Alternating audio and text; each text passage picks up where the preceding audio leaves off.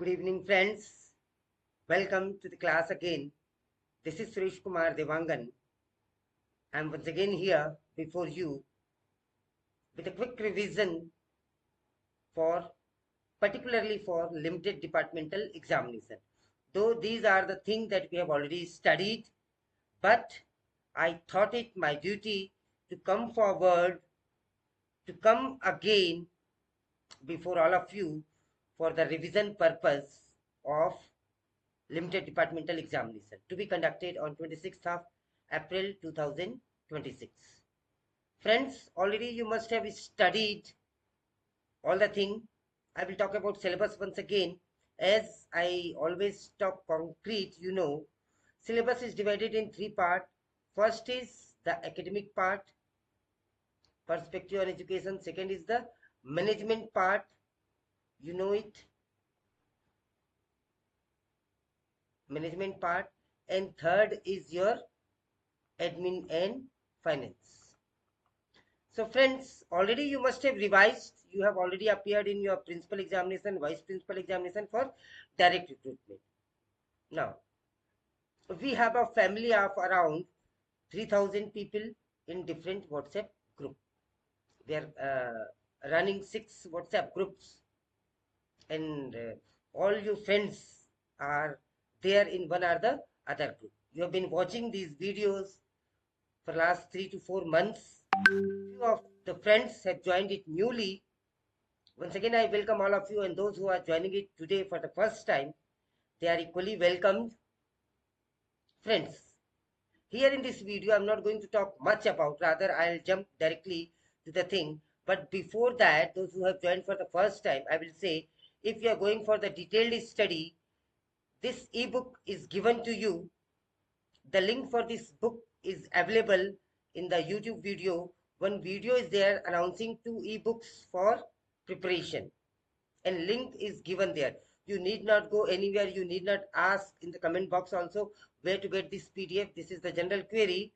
So you, in the description box of the video, you will be getting it. This much trouble you get in which video it is given. It is given in almost all the mock test videos, mock interviews videos. It is given. So this is the first book dealing with all the theories completely.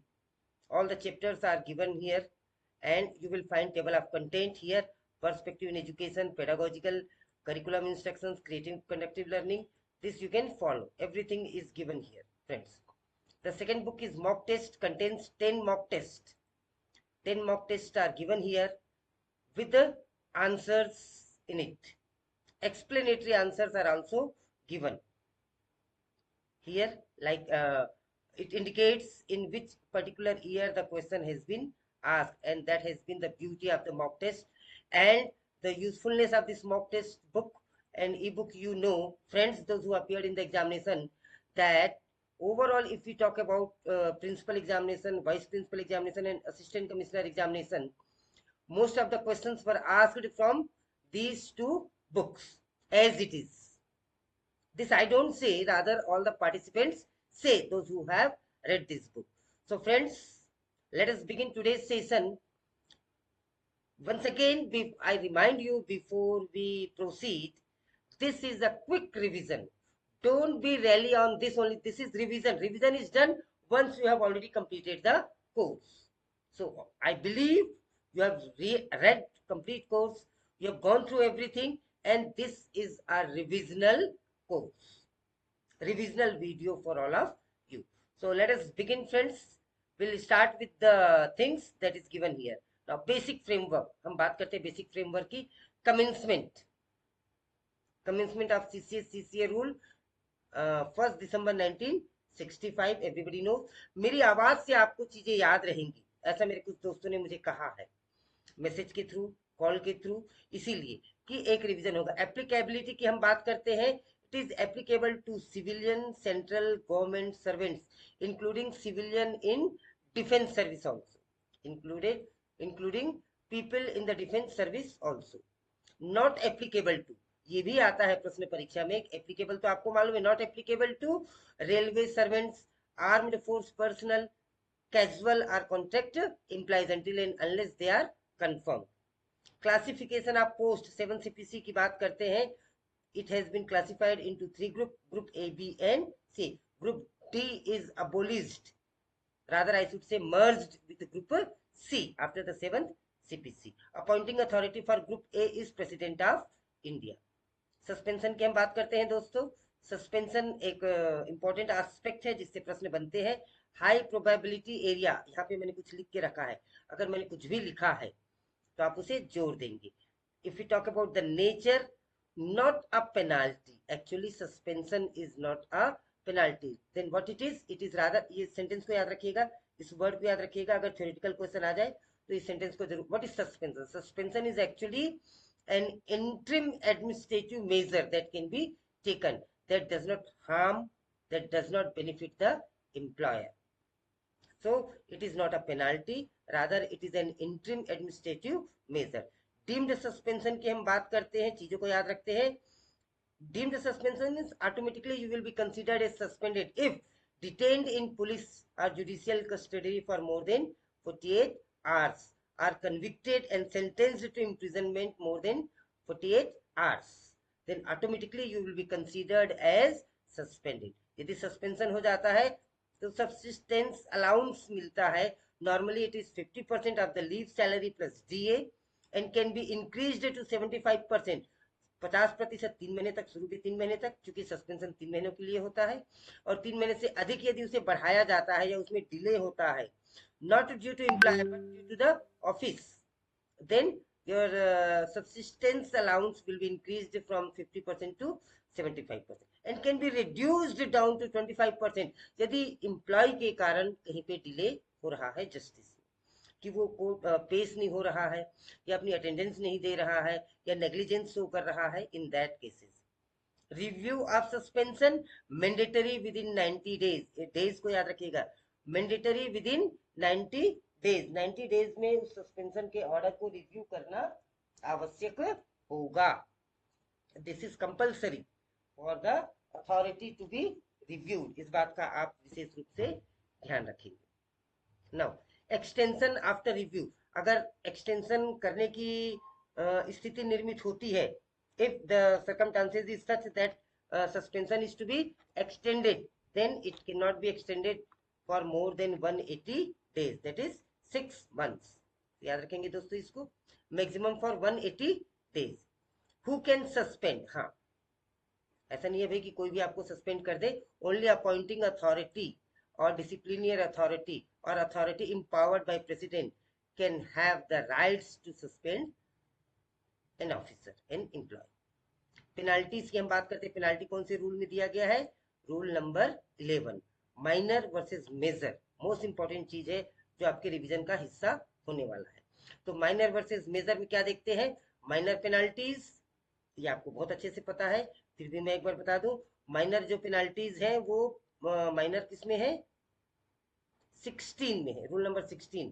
और major penalties किस में है? Rule number 14 है. तो sensor, सबसे पहला minor penalty क्या है? सेंसर. और सबसे पहला मेजर पेनाल्टी क्या है? Reduction to a lower stage or grade service with cumulative effect. Cumulative effect जिसका आपकी सर्विस पे इफेक्ट पड़ेगा. Withholding of increment without cumulative effect, ये माइनर पेनाल्टी कहलाएगा, क्योंकि उस समय सीमा के बाद में उसका बेनिफिट आपको मिल जाएगा कि आपकी सर्विस को प्रभावित नहीं करेगा. कंपलसरी रिटायरमेंट जो है, हमें हालांकि इसको इस तरीके से पढ़ना चाहिए, इस ऑर्डर में पढ़ना चाहिए. पहले हम पूरे माइनर की बात कर ले और उसके बाद में फिर हम मेजर की बात करें. If it is recovery from pay, that is not a major penalty, rather it is considered as minor penalty. Removal from service with disqualification for future employment. Future employment के लिए आपको डिस्क्वालीफाई कर दिया जाता है, that is known as removal. Removal और dismissals में अंतर होता है दोस्तों, इस बात को ध्यान रखेंगे. नाउ आगे बढ़ते हैं तो आप पाते हैं चौथा, reduction to lower stage for maximum 3 year without cumulative effect. With cumulative effect है तो वो मेजर पेनाल्टी है, और विदाउट क्यूमुलेटिव इफेक्ट है तो वो माइनर पेनाल्टी. इस बात का विशेष ध्यान रखेंगे. रिमूवल और डिसमिसल दोनों ही मेजर पेनाल्टी है. Dismissal ordinary disqualification for future employment, दोनों ही मेजर पेनाल्टी है दोस्तों. तो इस बात का विशेष ध्यान रखेंगे.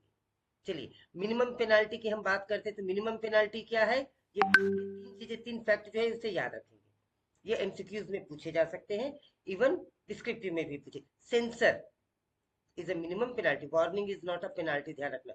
सेंसर, वार्निंग क्या हो सकता है, warning can be oral but censure is always a written one. Two penalties can not be imposed for same misconduct, it is unlawful, unnatural, it is not natural, ध्यान रखेंगे इसे। withholding increment for 3 years, 3 increment withhold, 1 per year। cumulative effect अगर है तो, non cumulative effect में भी यही चीज लागू होगी।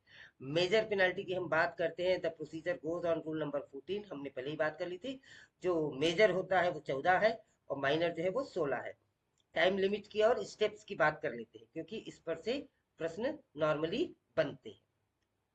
यहाँ पे मैंने स्टेप्स दिए हैं, एक्शन दिए हैं और टाइम लिमिट दिया है, तो तीनों आप याद रखेंगे। चार्ज शीट, चार्ज शीट में क्या एक्शन होता है, सबसे पहला काम चार्ज शीट ही है।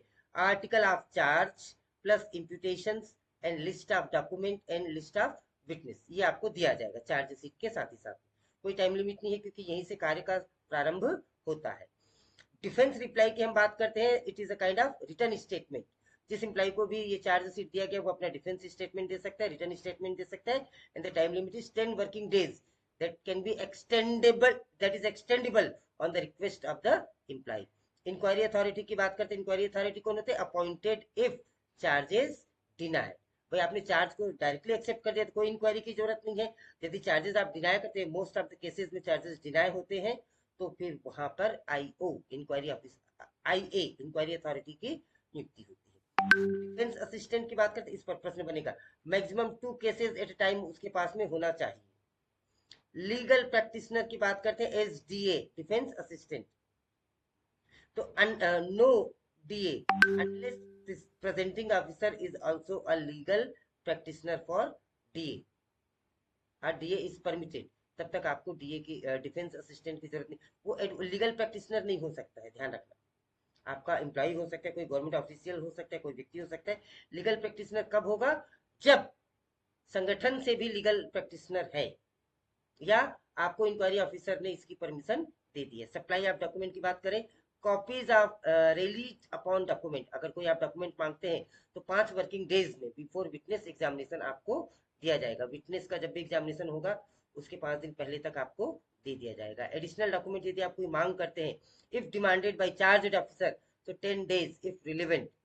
ऐसा नहीं कि आप जो जो मांगे वो आपको दिया जाएगा, उसकी भी कोई एक समय सीमा है, उसकी भी एक अपनी लिमिटेशंस है कि कौन कौन से डॉक्यूमेंट्स आपको दिए जाए जिससे सोवर्जिनिटी पर कोई इफेक्ट ना हो, केस पर कोई इफेक्ट ना हो। एक्स पार्ट ऑफ प्रोसीडिंग, ये क्या होता है, if charge officer absent without sufficient cause, without valid reason, then decision will be taken one sided, allowed after ensuring reasonable opportunities. Inquiry report submit की जाती है, inquiry officer submits finding to disciplinary authority and then disciplinary authority issues particular decision.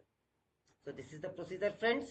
Now documents not to be furnished against public interest or security of state। हाँ, वो जो मैंने बात ऊपर की थी कि आप जो जो डॉक्यूमेंट मांगेंगे जरूरी नहीं कि वो सबके सब दे दिया जाए। यदि ऐसा माना जाएगा it is against public interest और security of the state, then that document will not be given to you.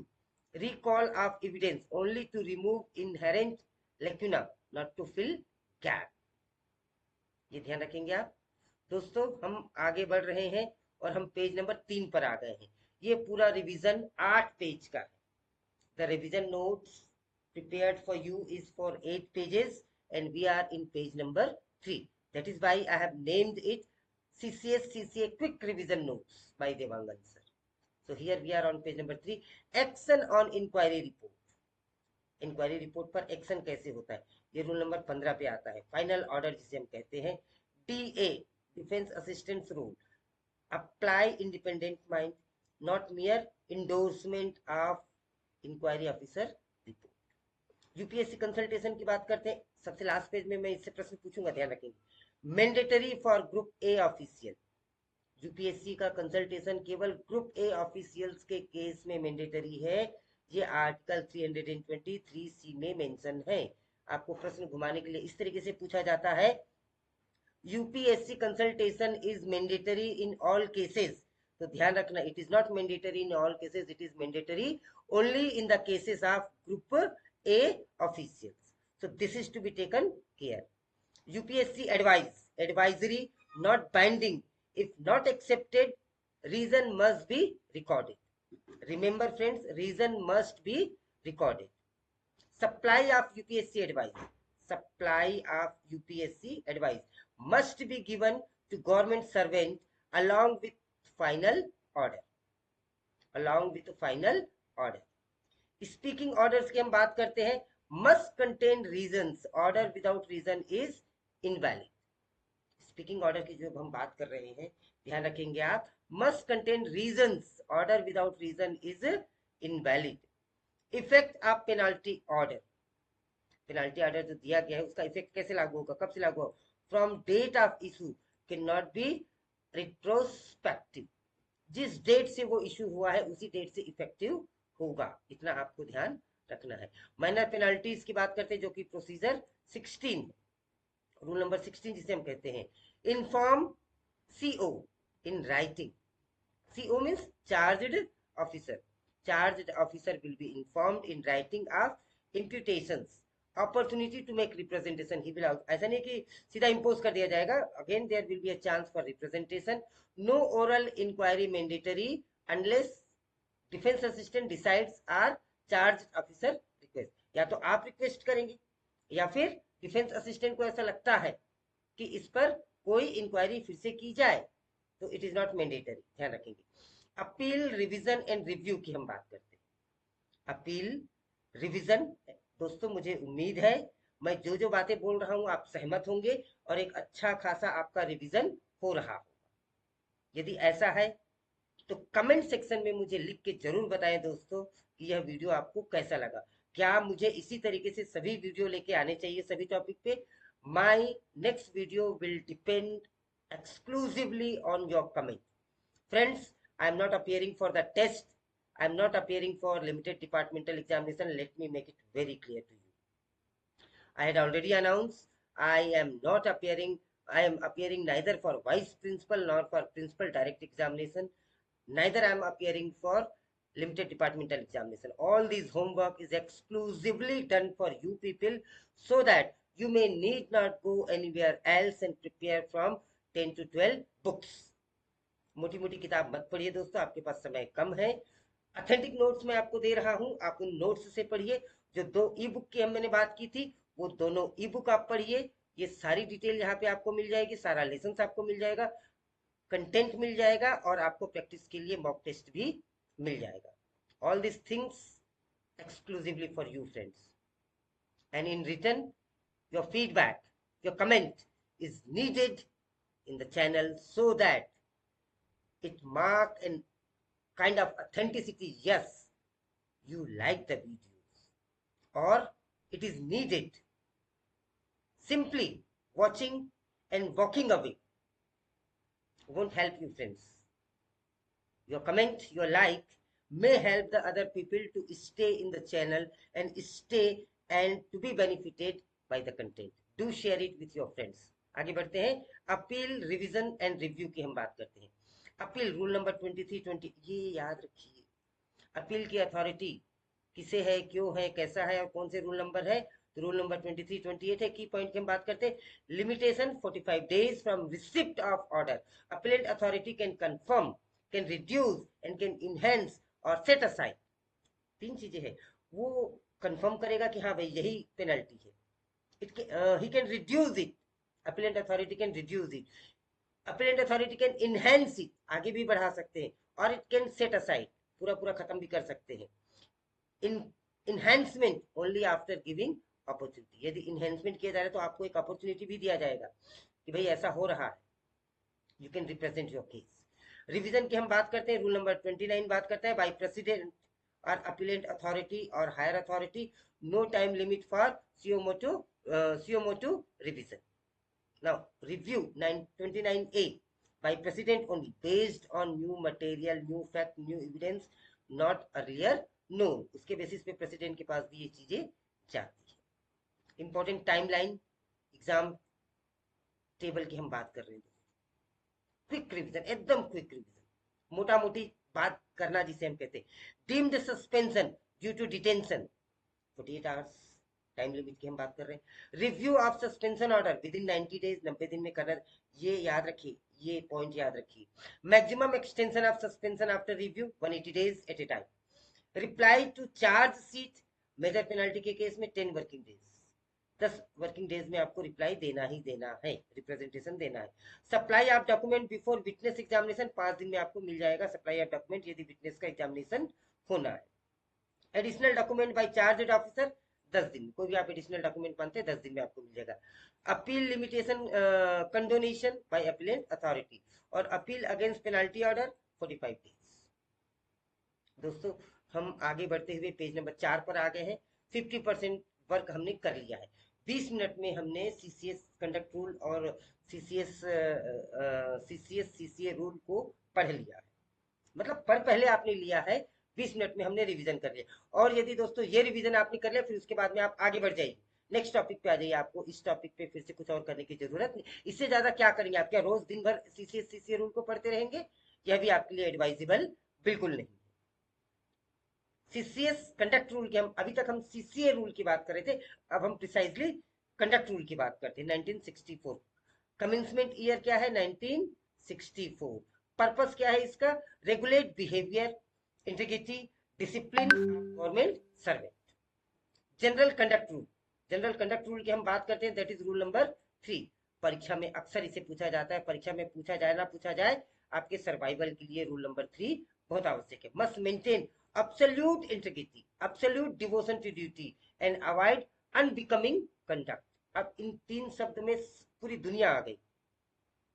Oral instruction obtain return confirmation from superior, हालांकि आपको बोल दिया जाता है आप ऐसा कर लीजिए, देवांगन जी ऐसा कर लीजिए, ठीक है, आपने गुड फेथ में कर भी दिया, करना भी चाहिए। Obtain return confirmation from the superior. Sexual harassment की बात करते हैं, रूल नंबर 3C में आता है। हाई इंपॉर्टेंस की चीज है ये। Specific rule for prohibition of sexual harassment of working women, posh POCSO, आपने नाम सुन रखे हैं, पढ़ रखे हैं, बहुत ज्यादा डिटेल में नहीं पढ़ेंगे यहाँ पे। कंप्लेंट्स कमिटी बनाई जाती है, constituted in each ministry department and offices, क्योंकि ये रिवीजन है दोस्तों। कमिटी रिपोर्ट की हम बात करें तो inquiry authority report under CCA rule, वो जो अथॉरिटी रिपोर्ट देंगे वो सीसीएस रूल के तहत होता है। Committee headed by an official sufficient rank higher in rank, और मीटिंग इनकी जो होती है वो कैसी होती है? क्वार्टरली। ये आपका हो गया क्वेश्चन एमसीक्यू का। पॉलिटिकल न्यूट्रलिटी एंड स्ट्राइक, ये रूल नंबर 5 और 7 बात करते हैं। रूल नंबर 5 बात करता है can not be member of political party, can not canvass, आप कोई प्रचार प्रसार भी नहीं कर सकते। Can vote but not indicate manner. Rule 7 कहता है can not criticise government, social media हो चाहे न्यूज़पेपर हो चाहे किसी भी प्रकार की चीज में हो, you can not condemn government, you can not criticise government. Strike, refusal to work, go slow, pen down, chalk down, misconduct, disciplinary action for unauthorised absence, dies non, ये सब रूल नंबर 7 कवर करता है। Gift और hospitality की बात होती है rule number 13 में। मॉनिटरी लिमिट भी है सबका, ये एग्जाम हॉट स्पॉट है। गिफ्ट से क्वेश्चन आएगा दोस्तों, लिख लो, लिख लो, गिफ्ट से रिलेटेड क्वेश्चन आएगा आपको, क्योंकि ये पिछले एग्जाम्स में नहीं पूछा गया है। ग्रुप ए और बी की हम बात करते हैं तो occasion, if it is wedding, funeral, etc. like things are there, 15,000। General gift और ग्रुप सी की हम बात करें तो 7,500, और ग्रुप डी की बात करें तो नॉट एप्लीकेबल क्योंकि ये अबोलिश हो चुका है। तो 15,000 and 7,500 for group A B and C. General gift without, ये विद सैंक्शन है, without sanction maximum value 5,000 and 2,000, इन दोनों को याद रखिए। गिफ्ट डिफाइंड एज, गिफ्ट का क्या डेफिनेशन है वो भी देख लीजिए। Free transport, boarding, lodging from a person with official dealing. Dowry rule 13A, इस पर भी एमसीक्यू बनता है दोस्तों। Prohibited, completely prohibited, defined under dowry prohibition act 1961। तो डावरी प्रोहिबिशन एक्ट क्या है? 1961 से याद रख लीजिए। और रूल नंबर कौन सा है? 13A of conduct rule. Violation leads to disciplinary action. बात करते हैं हम private trade, employment and tuitions, rule number 15 ये इसको डिफाइन करता है। No private trade or business or tuition is allowed honorary work for charitable trust may be permitted without sanction. अगर charitable work है, ऑनररी वर्क है, without sanction can be permitted. Legal profession की हम बात करते हैं, can enrol as advocate but not allowed to practise. If you are qualified, you can enroll yourself as an advocate, but you cannot practice. You cannot present any case in the court. Private tuitions की हम बात करते हैं, violate conduct rule, prior permission required. Property and assets की हम बात करते हैं, जो रूल नंबर 18 में दिया गया। दोस्तों अच्छे से याद कर लीजिए आप। रिटर्न ऑफ असेट्स, 31 जनवरी को आप अपनी असेट डिक्लेयर करते हैं, तो वो डेट भी याद रख रहे हैं, 31 जनवरी। हम उसकी बात करेंगे आगे। What not to include, utensils, crockery, books for personal use, ये सब प्रॉपर्टी के अंतर्गत, असेट्स के अंतर्गत नहीं आते। First appointment, submit return of asset and liabilities. हम पहला अपॉइंटमेंट हमारा होता है, उस समय हम सबमिट करते हैं, उस समय हमें बहुत ज्यादा चीजें मालूम नहीं होती। एनुअल प्रॉपर्टी रिटर्न की हम बात करते हैं for group A and B officers by 31 January every year, अभी मैंने बात करी थी। Reporting movable property when value exceeds 2 months basic pay. अगर कोई ऐसी मूवेबल प्रॉपर्टी है जो आपकी 2 मंथ की बेसिक पे से अधिक है, तो उसकी रिपोर्ट आवश्यक है। प्रिस्क्राइब्ड अथॉरिटी फॉर ग्रुप ए, ये कौन होगा? हेड ऑफ द डिपार्टमेंट, और हेड ऑफ द डिपार्टमेंट कौन है? हमारे कमिश्नर, ध्यान रखना। Scrutiny period once in 2 year for central secretariat service. Share transactions की हम बात करते हैं, prior sanction if total is 20 exceeds 25,000 for group A and B. Speculation in shares, intimation required if total transaction exceeds 6 months basic pay. ये कुछ कुछ चीजें हैं दोस्तों, इसे लाइन से पढ़ लीजिए। मैंने आपको रिवीजन पर्पज से पढ़ा है, यदि आप पहली बार पढ़े तो इसे थोड़ा ध्यान से पढ़ लीजिए। दोस्तों हम पेज नंबर 6 पे आ चुके हैं, अगला 2 पेज और फिर ये होगा आपका CCA quick revision notes by Devangan sir. चलिए दोस्तों, मैरिज रूल की हम बात करते हैं। हो सकता है ये सारी चीजें आपने ना पढ़ी हो, तो आप अच्छे से पढ़ लीजिए, और यदि आपने पहले से पढ़ रखा है तो it will be a kind of revision to you. Marriage rules की हम बात करते हैं, rule number 21, and child employment. Second marriage not allowed at all during life time of spouse except where permitted by personal law and with prior government permission. आप ध्यान रख लेंगे इसका। Marriage with foreign nationals must intimate government. Child employment rule 25, know employment of child below 14 years. ये तो आपको याद है, 14 ईयर याद है, लेकिन ये कौन से रूल में है? 25 नंबर रूल पर है, इसे ध्यान रखेंगे। Communication of official information permitted under RTI Act 2005. Unauthorized communication offense under Official Secrets Act. Miscellaneous की हम बात करते हैं, एनोनिमस कंप्लेन्स, अगर कोई आता है, कोई नाम नहीं लिखा हुआ है, no action required, action only on verifiable facts, नाम पता लिखा हुआ है तभी उस पर एक्शन होगा। Participation in auctions prohibited in one's own office. आपके ही स्कूल में आपके कंप्यूटर या लाइब्रेरी की कोई बुक या फर्नीचर ये ऑक्शन पे जा रहा है, आप उस पर पार्टिसिपेट नहीं कर सकते हैं। केवीएस स्पेसिफिक एप्लीकेशंस की हम बात करते हैं। केवीएस एजुकेशन कोड जो है, article 59 to 81 talks about supplementary CCS rule, इसे भी आप याद रखेंगे और पढ़ेंगे। सेक्सुअल हैरेसमेंट की हम बात करते हैं। Internal complaints committee at regional office and headquarter as per rule 3C। Conduct rule की बात है, मैंने पहले ही बता दिया है आपको। Friends, high yield exam traps, memories की बात करते हैं। एक रॉन्ग कंसेप्शन चलता है आपके दिमाग में, ट्रैप है जो, या गलत तरीके से दिया जाता है, और करेक्ट क्या है उसका, ये मैंने एक टेबल बना के आपको पेज नंबर 7 में दिया है। Then we will come to the last page of the day. High yield exam trap, memorise.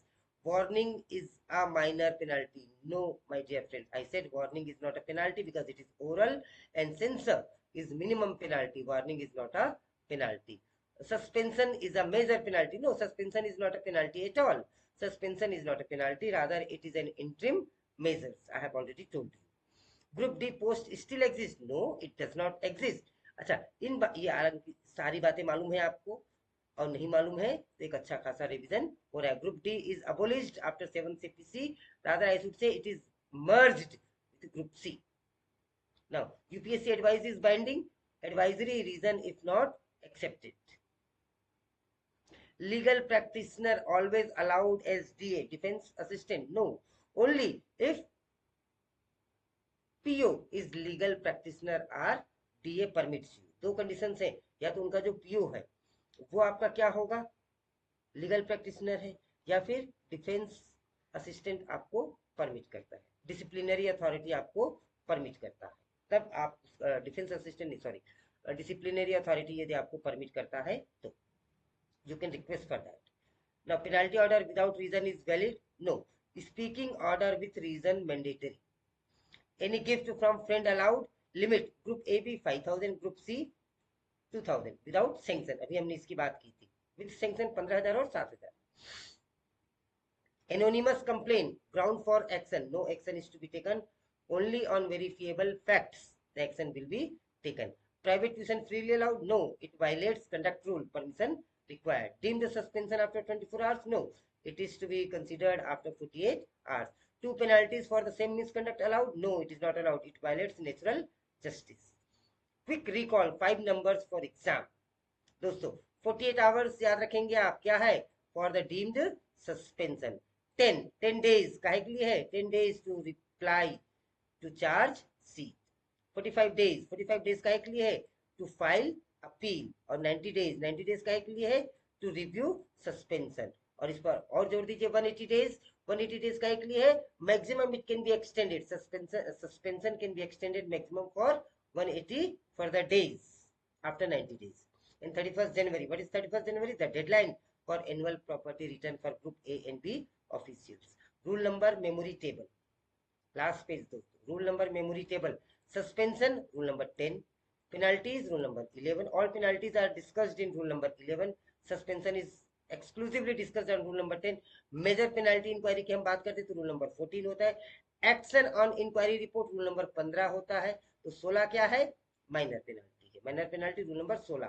अब अपील, रिवीजन, रिव्यू ये 23 से 28, 29 और 29A. रिव्यू क्या है 29A, रिवीजन क्या है 29, और अपील की बात कहाँ की गई है 23 से 28. ये हो गए सारे आपके CCA. अंतिम पेज पे है दोस्तों, बहुत ध्यान देने की जरूरत है. आधे घंटे से 32 मिनट से आप मेरे साथ बने हुए हैं और मैं समझता हूं कि आपका 32 सेकंड भी वेस्ट नहीं गया होगा. इट इज ऑल सीधी बात, without any wastage of time. हम आ जाते कंडक्ट रूल पे. जनरल कंडक्ट रूल की बात रूल 3 पे किया गया. सेक्सुअल हैरेसमेंट की बात 3C पे की गई है और स्ट्राइक और क्रिटिसिज्म की बात रूल नंबर 7 पे की गई है. गिफ्ट और डावरी की बात की गई है 13A पर. प्राइवेट एम्प्लॉयमेंट एंड ट्यूशन की बात रूल नंबर 15 पे और इंसॉल्वेंसी और इनडेप्टनेस की बात की गई रूल नंबर 17 पे. प्रॉपर्टी रिटर्न्स की बात की गई रूल नंबर 18 पे. मैरिज की बात की गई रूल नंबर 21 पे. ये था हमारा दोस्तों revision. I hope this notes of mine will definitely enhance and will help you to revise it well. दोस्तों चैनल को यदि आपने सब्सक्राइब नहीं किया है, subscribe the channel, put on the notification. It will help you to get the new videos whenever it is uploaded. I will be coming next with the topic. आप कौन कौन से टॉपिक पे, मैंने अपना टाइम टेबल बना रखा है कि मुझे कब कौन कौन से टॉपिक पे आना है. हालांकि ये मैं पहले से अनाउंस नहीं कर रहा हूँ, लेकिन एडमिन एंड फाइनेंस का जो आपका अगला टॉपिक है, अगले किसी 2 से 3 टॉपिक को इकट्ठे लेकर मैं इसी प्रकार से रिवीजन नोट्स के लिए आऊंगा आपके पास. कमेंट सेक्शन में आप मुझे बताइए कि आपको कौन सा टॉपिक ऐसा है जिस पर आपको नोट्स चाहिए. पर्सपेक्टिव ऑन एजुकेशन और मैनेजमेंट की कक्षाएं 5 दिन बाद चालू होंगी.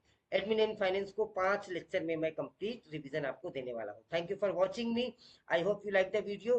Do share your comment friends.